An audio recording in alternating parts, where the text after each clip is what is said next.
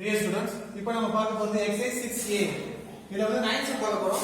Write each of the following division as a fraction. இந்த division இருக்கு இல்லையா? அத நம்ம fraction எடுத்து எழுத போறோம். சோ இங்க division மெத்தட்ல கொடுத்திருக்காங்க. நாம அத fraction numerator denominator எழுதும்போது அந்த மாதிரி எழுத போறோம். இப்போ பாருங்க sum number a 7 divisible 3 அப்படி கொடுத்திருக்காங்க. நாம இத எழுதணும்னா solution 7 divisible 3 வந்து நாம 7/3 எழுத போறோம். Next b sum பாருங்க 27 divisible 9 அப்படினு இருக்கு.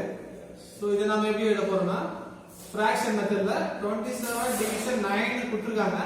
நாம 27/9 எழுத போறோம். Next c sum பாருங்க 1129 divisible 13 அப்படினு இருக்கும்போது solution 1129 divisible 13 equal 1129/13. Next d sum 9 divisible 11 அப்படினு இருக்கும்போது solution 9 division 11 equal to 9/11 எழுதுறோம்.